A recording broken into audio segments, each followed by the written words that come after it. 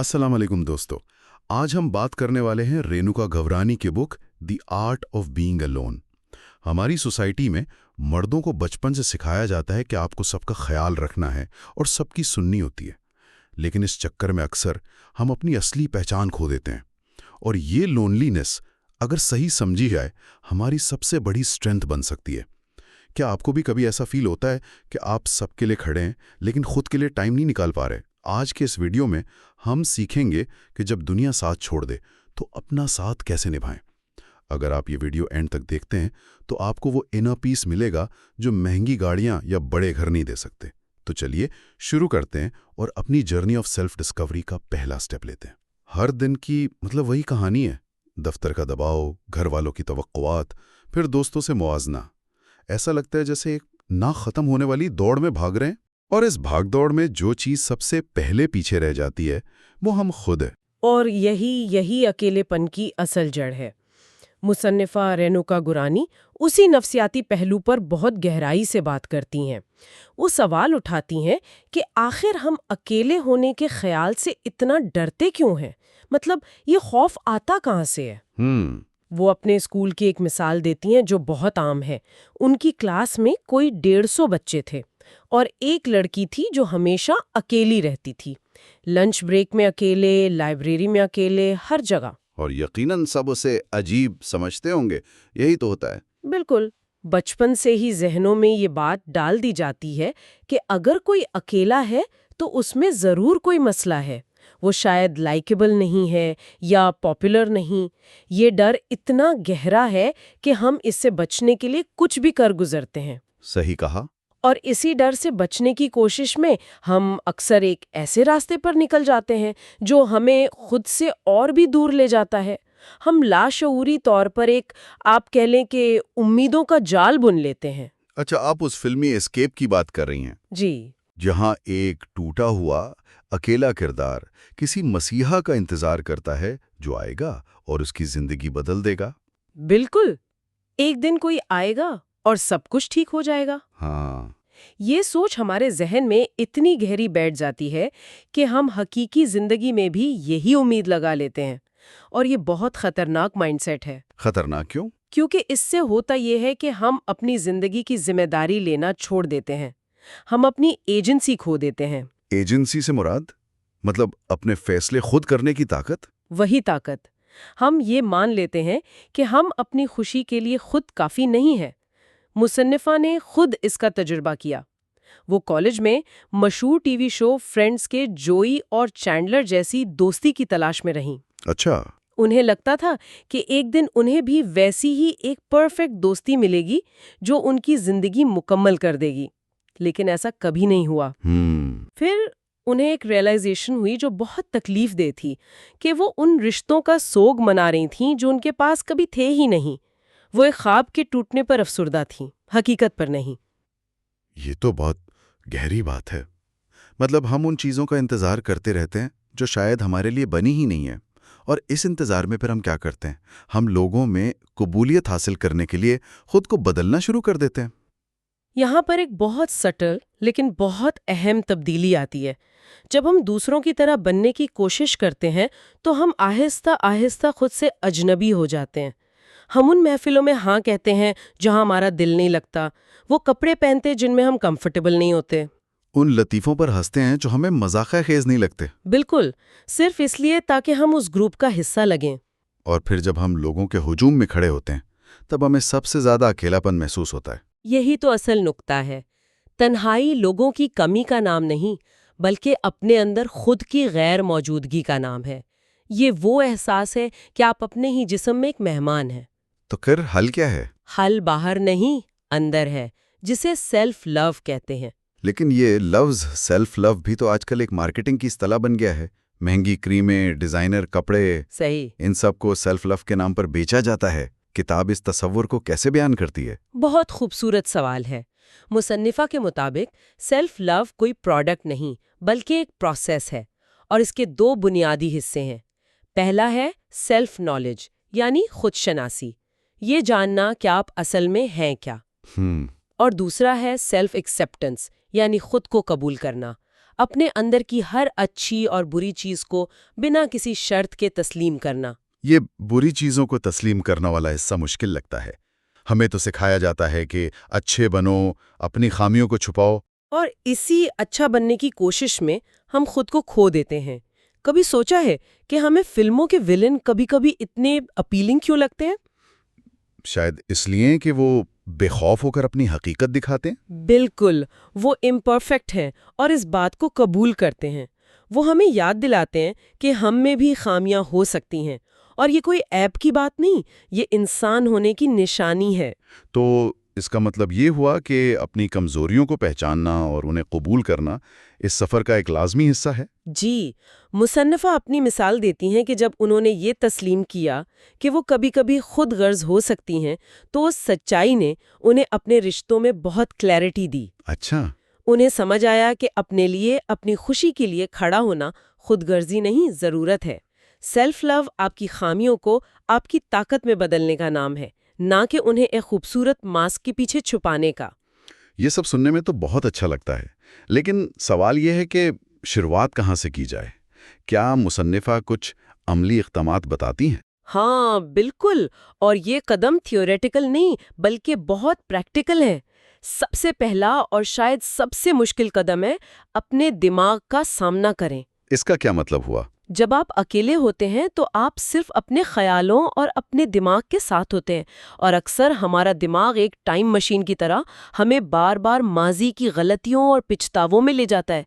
इसी डर की वजह से लोग टॉक्सिक रिश्तों में भी कैद रहते हैं, सिर्फ इसलिए कि उन्हें अपने ख्यालों के साथ अकेला न रहना पड़े। ये तो बहुत मुश्किल लगता है। शुरू में तो सिर्फ मनफी ख्यालात ही आएंगे।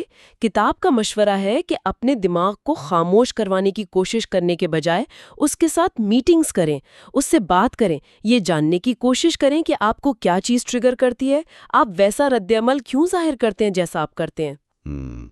ये एक ऐसी अलमारी खोलने जैसा है जिसे आपने बरसों से बंद रखा हो। शुरू में सब कुछ बिखरा हुआ और खौफनाक लगेगा, लेकिन जब आप अपने माजी, अपने पछतावों और अपने डर का एक-एक करके सामना कर लेते हैं, तो आपको हकीकी आज़ादी और सुकून मिलता है।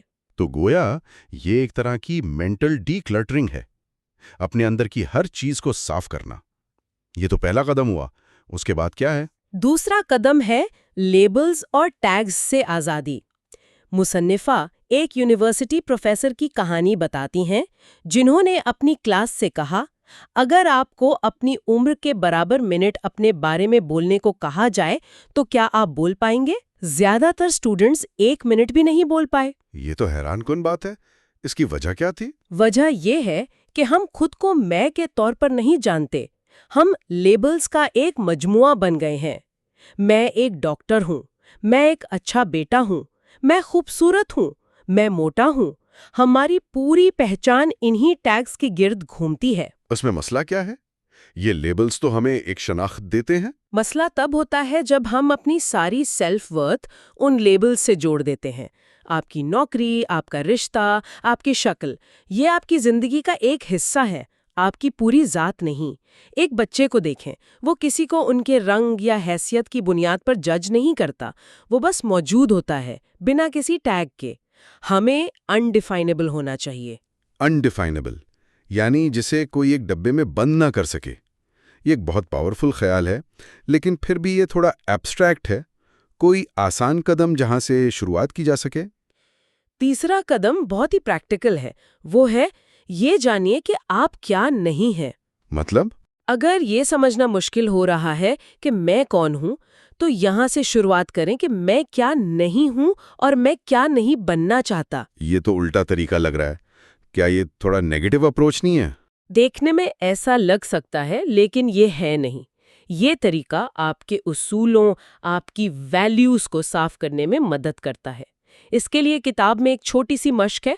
रोज़ाना 5 मिनट के लिए बैठें और उन चीज़ों की लिस्ट बनाएं जो आपको नापसंद हैं, लोगों में, माशरे में, खुद में, और साथ में लिखें कि क्यों नापसंद है। इससे क्या हासिल होगा? इससे आपको ये समझने में मदद मिलेगी कि आपको हर चीज़ को हाँ कहने की ज़रूरत नहीं है। ये आपके स्टैंडर्ड्स को बुलंद करता है। जब आपको साफ पता होता है कि आप किन चीज़ों के खिलाफ हैं, तो आपको उन चीज़ों को ना कहने की ताकत मिल जाती है जो आपकी रूह से मेल नहीं खाती। तो इसका मतलब है कि ना कहना अलग से सीखना नहीं पड़ता, ये आपके किरदार का हिस्सा बन जाता है। बिल्कुल, आपके स्टैंडर्ड्स ही आपका फिल्टर बन जाते हैं। ये जहरीले लोगों और हालात से बचने का सबसे मुअस्सर तरीका है।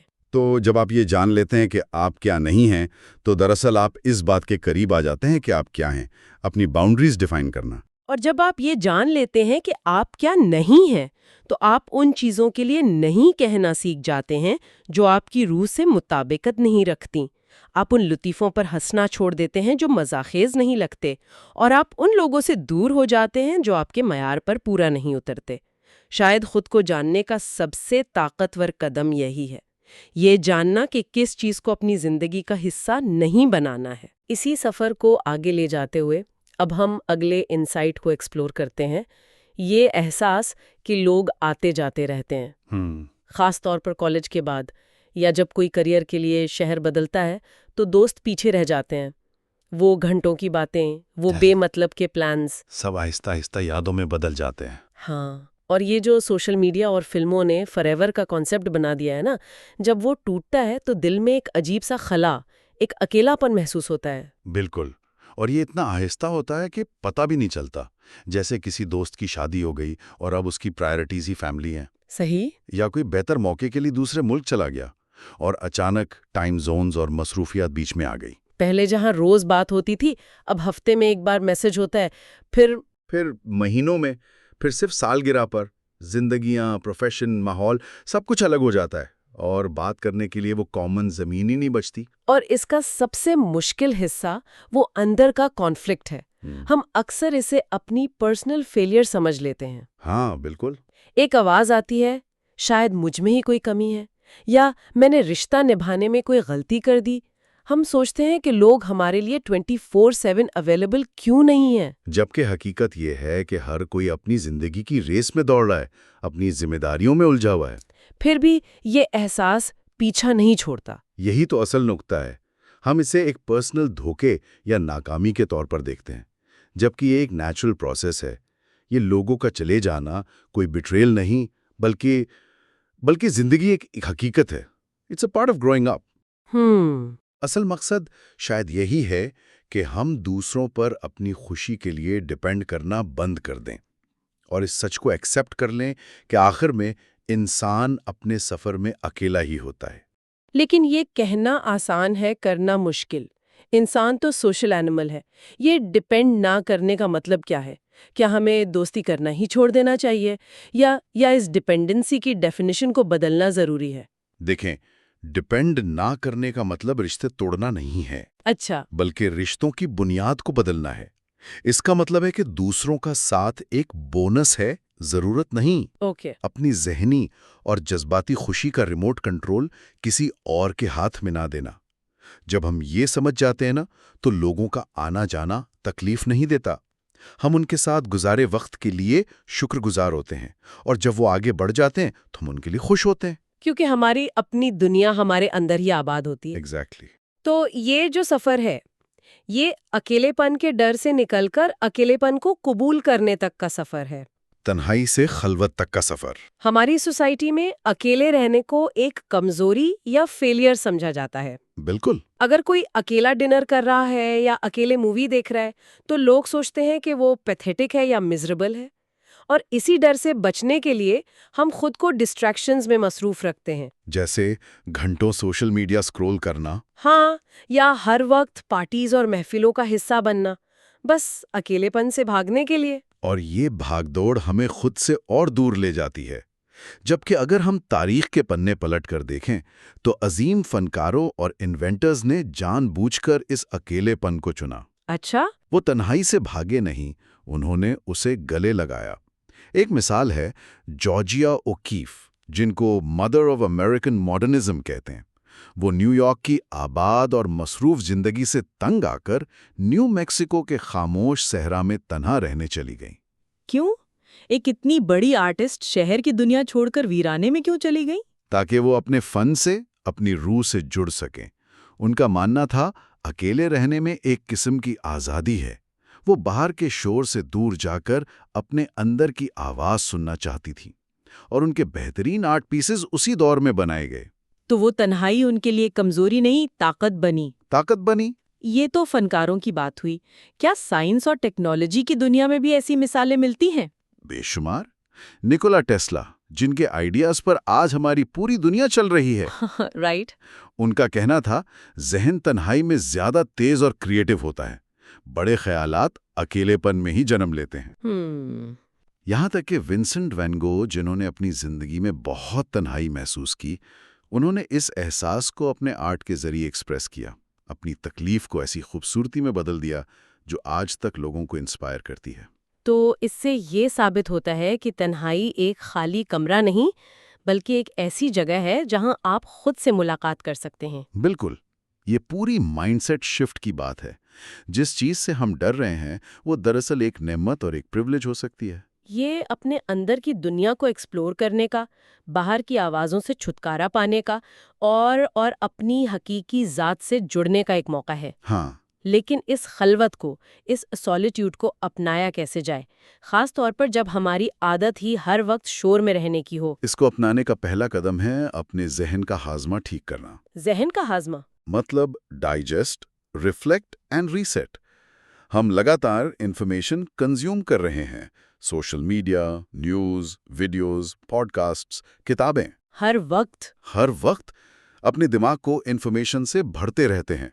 इसकी वजह से क्रिएटिव सोच खत्म हो जाती है और दिमाग हमेशा थका हुआ महसूस करता है। ये बिल्कुल ऐसी बात है जैसे पूरा हफ्ता काम करके संडे को भी ईमेल्स चेक कर रहे हो। दिमाग को कभी छुट्टी ही नहीं मिलती। एग्जैक्टली। इसकी मिसाल बिल्कुल मैदे जैसी है। जिस तरह हर वक्त जंक फूड खाने से जिस्म बीमार हो जाता है, हाजमा खराब हो जाता है। हाँ, उसी तरह दिमाग को लगातार जंक इन्फॉर्मेशन देने से उसकी सोचने की सलाहियत कमजोर हो जाती है। जिस्म को खाना हजम करने के लिए वक्त चाहिए, उसी तरह दिमाग को भी इंफॉर्मेशन को डाइजेस्ट करने के लिए वक्त दरकार है। अगर हम उसे ये वक्त नहीं देंगे तो हमारे अपने ख्यालात गायब हो जाते हैं। हम बस वही बन जाते हैं जो हम कंज्यूम करते हैं, एक कलेक्शन ऑफ एक्सटर्नल नॉइज। तो इसका हाजमे का नुस्खा क्या है? हम इसे डाइजेस्ट करने में मदद कैसे कर सकते हैं? इसका सोल्यूशन है कॉन्शियस सॉलिट्यूड की प्रैक्टिस। Conscious solitude. हाँ, दिन में सिर्फ 15-20 मिनट बिना किसी डिवाइस के खामोशी से बैठना, बिना म्यूजिक, बिना फोन, बिना किताब, बस आप और आपके ख्यालात। शुरू में तो ये बहुत अजीब लगेगा, दिमाग बेचैन होगा। बिल्कुल, लेकिन आहिस्ता आहिस्ता ये प्रैक्टिस दिमाग को गैर ज़रूरी इन्फॉर्मेशन को फिल्टर करने, दिन भर के तजुर्बात पर गौर करने और खुद को रीसेट करने का मौका देगी। ये दिमाग का रोजाना का डिटॉक्स है। और इसी से शायद दूसरा ख्याल जुड़ता है, बोर होने का, the art of getting bored. हम बोर होने से इतना घबराते हैं, जैसे ही 2 मिनट का खाली वक्त मिलता है, जैसे ट्रैफिक लाइट पर या लाइन में खड़े हुए, हम फौरन फोन उठा लेते हैं। बिल्कुल, और ये आदत हमसे हमारी सबसे बड़ी ताकत छीन रही है। एक इटालियन कॉन्सेप्ट है डोल्चे फार नियंते। क्या मतलब है इसका? इसका मतलब है कुछ ना करने की मिठास। कुछ न करने की मिठास। हाँ, ये आलसी होने की बात नहीं कर रहा, ये उस सुकून और खुशी की बात कर रहा है जो कुछ ना करने में मिलती है। ये कॉन्सेप्ट बहुत दिलचस्प है, लेकिन हमारी हसल कल्चर वाली दुनिया में तो ये अजीब लगता है। यहाँ तो हर वक्त प्रोडक्टिव रहने पर जोर दिया जाता है। इसका बहुत गहरा मतलब है। ये टीवी देखने या सोशल मीडिया स्क्रॉल करने से बिल्कुल अलग है, क्योंकि उन दोनों चीज़ों में आपका दिमाग कंज्यूम कर रहा है। डोल्चे फार नियंते का मतलब है दिमाग को खाली छोड़ना। खाली छोड़ना। जब आप जानबूझकर कुछ नहीं करते, सिर्फ खिड़की से बाहर देखते हैं या पार्क में बेंच पर बैठ जाते हैं, तब आपका दिमाग डिफ़ॉल्ट मोड नेटवर्क में चला जाता है। अच्छा, यही वो स्टेट है जहां आपके सबकॉन्शियस माइंड में पड़े हुए अलग अलग आइडियाज आपस में जुड़ते हैं और नए क्रिएटिव ख्यालात जन्म लेते हैं। तो बेहतरीन आइडियाज तब आते हैं जब हम कुछ खास नहीं कर रहे होते। एग्जैक्टली। तो बोर होना दरअसल दिमाग के लिए एक ज़रूरी एक्सरसाइज है, और ये सिर्फ क्रिएटिविटी के लिए नहीं बल्कि सेल्फ कंट्रोल के लिए भी ज़रूरी है। सेल्फ कंट्रोल के लिए कैसे? जब आप बोर होने के एहसास को बर्दाश्त करना सीख जाते हैं तो आप फौरी लज्जतों यानी शॉर्ट टर्म प्लेजर्स के पीछे भागना बंद कर देते हैं। आप अपने दिमाग के मालिक बनते हैं, गुलाम नहीं। ये एक आर्ट है जिसे सीखने में वक्त लगता है। हाँ, लेकिन ये आपको ज्यादा पुरसुकून, सब्र वाला और अपने ख्यालात के साथ कंफर्टेबल बनाता है। तो इस सब से हम इस नतीजे पर पहुंचते हैं कि हमें अपनी दुनिया खुद बनानी है। बुनियादी मसला ये है कि हम कामयाबी और खुशी की वो डेफिनेशंस अपनाते हैं जो सोसाइटी ने हमें दी हैं। बहुत सारा पैसा, बड़ा घर, लग्जरी हॉलीडेज, एक परफेक्ट सोशल लाइफ। हम दूसरों की जिंदगी को कॉपी करने की कोशिश करते हैं और जब वो सब हासिल करने के बाद भी अंदर से खाली महसूस करते हैं तो हैरान होते हैं। और इसके पीछे एक गहरा डर है। हम अपने फैसले करने से डरते हैं। बिल्कुल, भीड़ के साथ चलना महफूज लगता है, चाहे वो रास्ता हमारी मंजिल का ना हो। हम इस खौफ में रहते हैं कि अगर हमने कुछ अलग किया तो लोग हमें गरीब, बेवकूफ या अजीब समझेंगे। We don't trust our own choices. हम सोचते हैं कि अगर सब लोग एक तरफ जा रहे हैं तो वही सही रास्ता होगा। ये अपने फैसलों पर भरोसा न करना, इसकी जड़ें कहाँ हैं? क्या ये बचपन से हमारी परवरिश का नतीजा है, जहां हमें हमेशा बताया जाता है कि लोग क्या कहेंगे? ये दोनों का मिक्सचर है। हमारी परवरिश में अक्सर कन्फॉर्मिटी पर जोर दिया जाता है, रिस्क लेने से डराया जाता है। और सोशल मीडिया ने इस आग में घी का काम किया है। सही कहा। वहां हम लाखों लोगों की हाईलाइट रील्स देखते हैं, उनके बेस्ट मोमेंट्स, उनकी कामयाबियां, और उसे अपनी रोजमर्रा की जिंदगी से कंपेयर करते हैं। इस कंपैरिजन से एक ऐसी बेचैनी पैदा होती है कि हमें लगता है हमारी जिंदगी में कोई कमी है, तो हम उनकी लाइफ को कॉपी करने लग लेते हैं, ये सोचे बिना कि क्या हम वाकई वही चाहते हैं। तो असल मसला ये है कि हमने खुद से पूछना छोड़ दिया है, मैं असल में क्या चाहती हूँ। हमने अपने दिमाग का इस्तेमाल बंद कर दिया है और दूसरों के बनाए हुए उसूलों पर ब्लाइंडली फॉलो कर रहे हैं। इसीलिए खलवत या सॉलिट्यूड इतनी जरूरी है, क्योंकि वो आपको इस शोर से निकालकर अपने अंदर झांकने का मौका देती है। हाँ, इसका पहला कदम है अपने मकासद को दोस्त बनाना। अपने तन्हाई के वक्त को खाली वक्त ना समझें, बल्कि इसे अपने ख्वाबों और मकासद पर काम करने का मौका समझें। तो अपने गोल्स को अपना नया बेस्ट फ्रेंड बना लें। वो दोस्त जो आपको हमेशा आगे बढ़ने के लिए इंस्पायर करेगा। और दूसरा और शायद सबसे जरूरी कदम है डिफाइन योर डेफिनेशंस। अपनी डेफिनेशंस खुद बनाएं। ये काम सिर्फ और सिर्फ तन्हाई में ही हो सकता है। जब आप अकेले बैठेंगे तो खुद से सवाल करें, मेरे लिए कामयाबी का क्या मतलब है? क्या ये सिर्फ एक बड़ी सैलरी है, या ज़हनी सुकून, अच्छी सेहत और अपने पैशन को फॉलो करने की आज़ादी भी है? मुझे किन चीजों से हकीकी खुशी मिलती है? क्या वो ब्रांड नेम चीजें हैं, या दोस्तों के साथ एक कप चाय, या एक अच्छी किताब? मैं कैसी जिंदगी गुजारना चाहती हूँ? और जब आप इन सवालों के जवाब ढूंढना शुरू करते हैं तो एक जादू होता है। You become the owner of your life. आप अपनी जिंदगी को दूसरों के ख्वाहिशात की शॉपिंग लिस्ट नहीं बनाती, बल्कि उसे एक पर्सनल टच देती हैं। आप किसी और के नक्शे कदम पर नहीं चलते, आप अपना रास्ता खुद बनाते हैं। आप भीड़ का हिस्सा नहीं, बल्कि अपनी अलग पहचान बनाते हैं। और इस सफर में तन्हाई आपका दुश्मन नहीं, सबसे कीमती साथी बन जाती है। तो इसका मतलब ये है कि तन्हाई से भागने के बजाय इसे अपनी ज़ात को डिस्कवर करने और अपनी शर्तों पर जिंदगी बनाने के लिए इस्तेमाल किया जा सकता है। ये वो वक्त है जब आप बाहर की तमाम आवाज़ों को बंद करके अपने अंदर की आवाज़ सुनते हैं। ये खुद शनासी या सेल्फ अवेयरनेस का सबसे ताकतवर जरिया है। ये वो आईना है जो आपको दिखाता है कि आप असल में कौन है जब कोई और देखने वाला ना हो। तो आखिर में ये फिक्र अंगेज सवाल रह जाता है, अगर आपकी जिंदगी एक कैनवस होती तो आप उस पर कौन से मुनफरिद रंग भरते जो सिर्फ आपके अंदर से निकलते हैं, वो रंग जो आपको सिर्फ खामोशी और खलवत के लम्हों में मिलते हैं। क्या होगा अगर आप दूसरों की बनाई हुई तस्वीर को कॉपी करना छोड़ दें और अपना शाहकार, अपना मास्टरपीस खुद तख्लीक करना शुरू कर दें? डिस्कशन को कंटिन्यू करते हुए अब आखिर के पॉइंट्स की तरफ मूव करते हैं। हम सब उस एहसास से गुजरते हैं जब लगता है कि जिंदगी में सब कुछ ठीक करना है, और सब कुछ अभी ठीक करना है। एग्जैक्टली।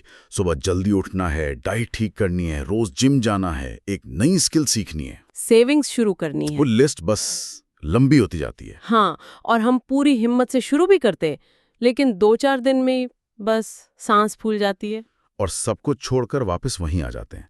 और फिर जो वो फीलिंग आती है ना, एहसास शर्मिंदगी की, ओह, वो सबसे ज्यादा तकलीफदेह है। हम खुद को नाकाम समझने लगते हैं, ये सोचना शुरू कर देते हैं कि शायद हम में ही कोई कमी है। बिल्कुल। और ये चक्कर चलता रहता है और हमारी सेल्फ रिस्पेक्ट हर बार थोड़ी और कम हो जाती है, खासकर आज के दौर में जब सोशल मीडिया पर हर कोई अपनी कामयाबियों की दास्तान सुना रहा होता है। तो अपनी जगह पर खड़ा रहना और भी मुश्किल लगता है। हाँ, और सोर्स में दी गई राइटर की मिसाल इस बात को बिल्कुल वाज़ेह करती है। राइट। उनकी जिंदगी में कई मसले थे। 2020 में जॉब चली गई, फ्रीलांसिंग में नाकामी, पैसे की परेशानी, कॉलेज के दोस्त अच्छी जॉब्स कर रहे थे, घूम फिर रहे थे। वो प्रेशर ना। हाँ, उन्हें लग रहा था कि वो रेस में बहुत पीछे रह गई हैं, लेकिन उन्होंने इन सब से एक साथ लड़ने के बजाय सिर्फ एक काम चुना। सिर्फ एक काम, रोज एक आर्टिकल लिखना, बस। और यही एक चीज की ताकत का फलसफा है। वो एक एक्शन जब रोज दोहराया गया तो उसने आहिस्ता आहिस्ता उनकी पूरी जिंदगी का रुख मोड़ दिया। 10 महीनों में 10 महीनों में उनके अंदर एक नया कॉन्फिडेंस पैदा हुआ, उन्हें एक राइटर की आइडेंटिटी मिली। तो इससे साबित होता है कि जरूरी नहीं कि आप एक बड़ी हथौड़ी लेकर पहाड़ तोड़ने निकलें। हाँ, छोटी मुसलसल ज़रबें भी उस पहाड़ को रेजा रेजा कर सकती हैं। ये प्रेशर हटा देता है और एक अजीब सी ज़हनी क्लैरिटी देता है। तो इस सफर का पहला कदम या पहला एहसास वो ये है कि हम पहले ठहर कर ये देखें कि मसला है क्या। हाँ, कि वो कौन सी 5 चीजें हैं जो हमें अपनी जिंदगी में सबसे ज्यादा परेशान कर रही हैं। हो सकता है हमारी नौकरी हो, हमारी नींद का बिगड़ा हुआ शेड्यूल, या लोगों से मिलने जुलने का डर। इस लिस्ट को देखकर अक्सर घबराहट होती है कि इतना कुछ ठीक करने वाला है। लेकिन यहाँ पर एक छोटा सा मगर बहुत अहम काम करना है। उस एक चीज को पहचानना जो इन सब की जड़ है। वो वन बिग इशू। राइट। वो जो बाकी सब मसलों को जन्म दे रहा है। ये बहुत जरूरी है, क्योंकि अक्सर हमारी मेंटल हेल्थ जैसे एंजाइटी या स्ट्रेस वो असल मसला नहीं होते, वो सिम्टम्स होते हैं। सही, असल मसला हमारी जिंदगी के हालात में छुपा होता है। बिल्कुल। अगर करियर में मुस्तकिल नाकामी हो रही है तो उदासी और परेशानी एक कुदरती रिएक्शन है। हम कितनी भी मेडिटेशन कर लें, जब तक वो बुनियादी मसला हल नहीं होगा, ज़हनी सुकून नहीं मिलेगा। अच्छा। सोर्स में राइटर के लिए वो उनका करियर था। उनकी बॉस ने उन्हें कहा था कि वो कभी अच्छी राइटर नहीं बन सकती। ओह। ये बात उनके दिल में ऐसी बैठी कि फ्रीलांसिंग की नाकामी ने उस पर मोहर लगा दी। उन्हें लगने लगा कि वो वाकई बेकार है। तो जब उन्होंने इस एक मसले को पहचाना कि उनकी सारी परेशानी का मरकज उनका करियर है, तब उन्हें एक डायरेक्शन मिली। बाकी चीजों जैसे डाइट, एक्सरसाइज, सोशल लाइफ, उनको उन्होंने पीछे छोड़ दिया। सिर्फ एक चीज पर एनर्जी लगाई। ये आधी जंग जीतने के बराबर था, क्योंकि दुश्मन अब सामने था, हर तरफ नहीं। इसके बाद सिर्फ सोचना नहीं, करना। हाँ, मसला पहचान लिया। अब लोग अक्सर एक और गलती करते हैं, वो एक बहुत बड़ा गैर वाज़ेह सा गोल बना लेते हैं। जैसे मुझे एक सक्सेसफुल राइटर बनना है, या हम सोचते हैं मुझे एक सेहतमंद जिंदगी गुजारनी है। ये सुनने में बहुत अच्छा लगता है, लेकिन इसका कोई एक्शन प्लान नहीं होता। सेहतमंद जिंदगी क्या है, सक्सेसफुल राइटर कैसे बनते हैं, 2 दिन के जोश के बाद समझ नहीं आता कि अब करना क्या है। यहाँ पर एक्शन गोल्स का कॉन्सेप्ट आता है ना। हाँ, मतलब ऐसे गोल सेट करना जो इतने साफ और वाज़ेह हों कि उनमें गलती की गुंजाइश ही ना हो। ओके। सेहतमंद बनना एक वेग गोल है, लेकिन मैं रोज शाम को 20 मिनट वॉक करूंगी एक क्लियर एक्शन गोल है। सही। इसे ट्रैक करना बहुत आसान है।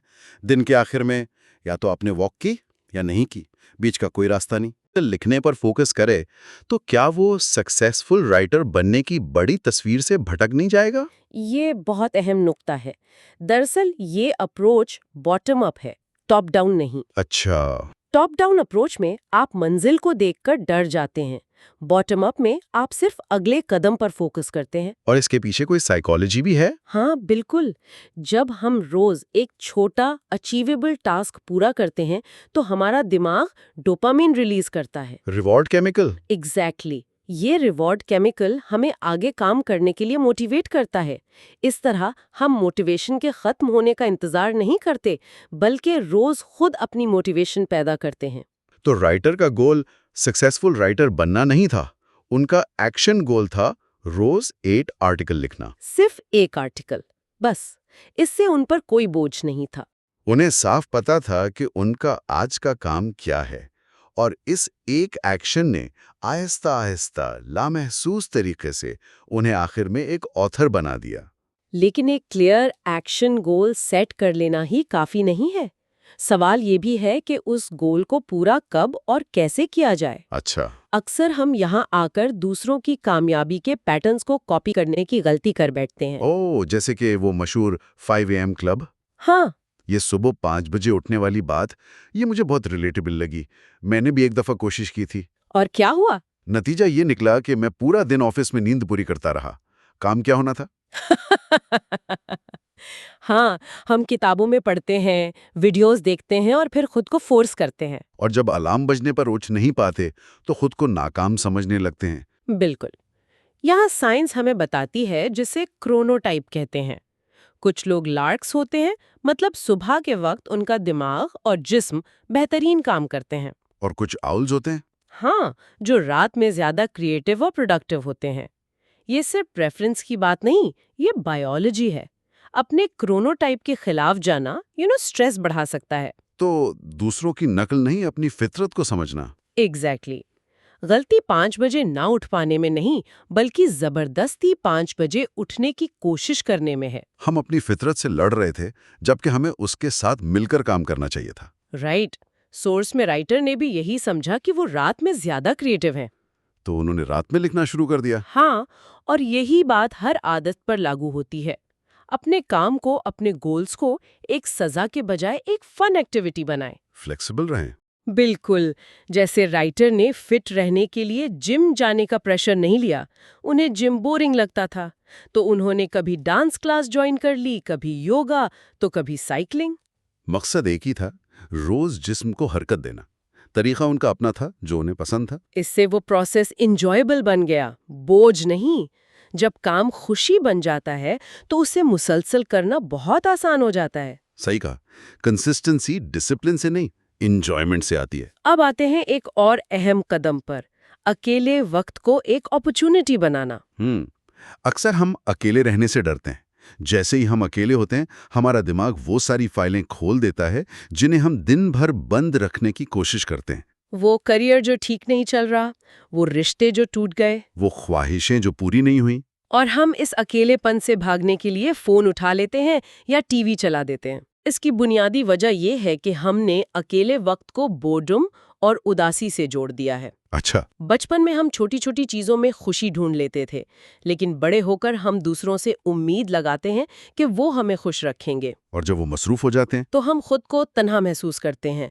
हम भूल जाते हैं कि खुद को एंटरटेन कैसे करना है। तो इस वक्त को एक अपॉर्चुनिटी में कैसे बदला जाए? इसका पहला तरीका है इंटेंशनली, यानी नियत से अपने दिन में खुशी के लम्हात पैदा करना। चाहे वो सुबह की चाय का कप सुकून से बिना फोन के पीना हो, या शाम को वॉक पर जाना, राइटर की तरह जो अपने छोटे से शहर की गलियों में वॉक करती थी, लोगों को देखती थी और इस छोटे से अमल में सुकून पाती थी। दूसरा तरीका, अकेले वक्त को ग्रोथ टाइम में बदलना, कोई ऐसी नई स्किल सीखना जो आप हमेशा से सीखना चाहते थे, जैसे राइटर ने क्रोशेटिंग सीखी। इससे क्या होता है?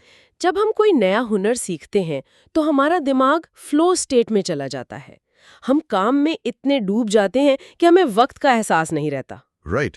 रोज 15-20 मिनट भी किसी नई चीज को देना आपके अंदर एक नई एनर्जी भर देता है। हाँ, आप महसूस करते हैं कि आप सिर्फ काम नहीं कर रहे, बल्कि एक इंसान के तौर पर ग्रो भी कर रहे हैं। और तीसरी चीज, हाँ, अपने दिमाग को इल्म से भरना। सही। स्कूल और कॉलेज के सिस्टम ने हमें किताबों से थोड़ी नफरत करना सिखा दिया है। ऐसा लगता है कि पढ़ाई सिर्फ एग्जाम्स पास करने के लिए है। लेकिन अब हम आजाद हैं। हम वो किताबें पढ़ सकते हैं, वो पॉडकास्ट सुन सकते हैं जो हमारे अंदर क्यूरियोसिटी पैदा करते हैं। बिल्कुल। राइटर ने लॉकडाउन में अपनी पहली किताब the monk who sold his Ferrari पढ़ी और उसके बाद 200 से ज्यादा किताबें पढ़ डाली। वाओ! उनके लिए किताबें वो दोस्त, वो मेंटोर्स बन गए जिन्होंने उन्हें हर मुश्किल में गाइड किया। जब आप अकेले हों तो 5 सफ़े किसी ऐसी किताब के पढ़ें जो आपको बेहतर बनाए। किताबें ऐसे दोस्त हैं जो आपको कभी तन्हा नहीं छोड़ते। उनका इल्म हमेशा आपके साथ रहता है। फिर आप अपने अकेलेपन से डरने के बजाय उसका इंतजार करने लगते हैं। और इस सफर की आखिरी मंजिल जज्बाती तौर पर आजाद होना। ये सबसे अहम नुक्ता है आई थिंक। हम अक्सर वो चीजें करने के लिए दूसरों का इंतजार करते हैं जो हम करना चाहते हैं। दोस्तों के साथ मूवी नाइट, पार्टनर के साथ डिनर डेट, फैमिली के साथ पिकनिक। हम अपने जहन में एक खूबसूरत तस्वीर बना लेते हैं कि सब साथ होंगे तो मजा आएगा। और जब वो लोग मसरूफ होते हैं या उनका मूड नहीं होता तो हमारी ख्वाहिशात दिल में ही रह जाती हैं, हम मायूस हो जाते हैं। यहाँ पर समझने की बात यह है कि हमारी खुशी और हमारी ख्वाहिशों को पूरा करना हमारी अपनी जिम्मेदारी है, किसी और की नहीं। ये एहसास थोड़ा अजीब लग सकता है, लेकिन ये बहुत आजाद करने वाला है। इसका हल क्या है? एक बहुत आसान सा हल। जो चीजें आप दूसरों के साथ करना चाहते थे वो अकेले अपने साथ करें। अच्छा, जैसे अगर मूवी नाइट करना चाहते थे तो अकेले अपने लिए वैसा ही माहौल बनाएं। लाइट्स डिम करें, अच्छा खाना ऑर्डर करें और अपनी पसंद की मूवी देखें। राइटर ने बिल्कुल ऐसा ही किया। जब वो बर्नआउट फील करती तो अपने लिए एक मूवी सेटअप करती, पास्ता ऑर्डर करती और क्रिसमस मूवी देखती, चाहे जून का महीना ही क्यों ना हो। खुद को डिनर डेट पर ले जाएं, अपने लिए फूल खरीदें, अपनी छोटी छोटी कामयाबियों पर खुद को ट्रीट दें। अपनी ख्वाहिशों को रोमांटिसाइज करें। हाँ, जब आप अपने लिए एफर्ट करना शुरू करते हैं तो आप जज्बाती तौर पर आजाद हो जाते हैं।